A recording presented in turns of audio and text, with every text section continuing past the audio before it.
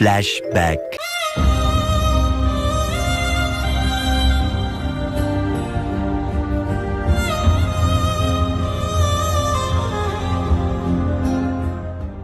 തിരുവനന്തപുരം വർക്കലയിൽ മകൾ വീട്ടിൽ നിന്ന് ഇറക്കി വിട്ട മാതാപിതാക്കൾക്ക് സ്വൈര്യ ജീവിതത്തിന് തടസ്സമുണ്ടാക്കരുതെന്ന് സബ് കളക്ടറുടെ ഉത്തരവ്.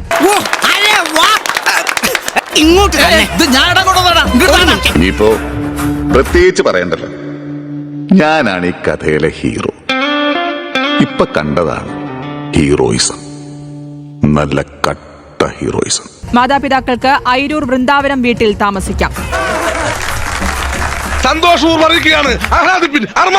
മക്കൾ 3 പേരും ചേർന്ന് ഓരോ മാസവും 10,000 രൂപ നൽകണം. ഭക്ഷണവും മരുന്നും ചികിത്സയും മക്കൾ തുല്യമായ രീതിയിൽ ലഭ്യമാക്കണമെന്ന് ഉത്തരവിൽ പറയുന്നു.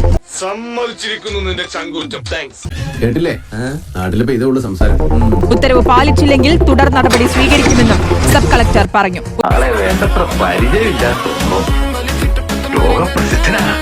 തനി രാവണൻ 10 തലയായവന്.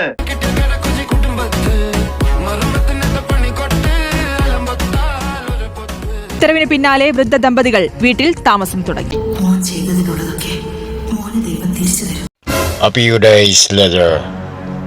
അതാരൊക്കെ അവർക്ക് പുറത്തൊരു കൂട്ടം തന്നെ ഉണ്ടല്ലോ.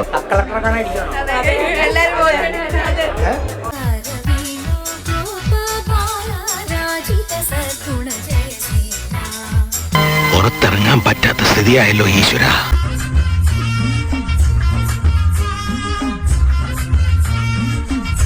ഒറ്റ സീനേ ഉള്ളെങ്കിൽ എന്താ, ചെറുക്കൻ കീടേക്ക് കീമർത്തെ കാലക്ക്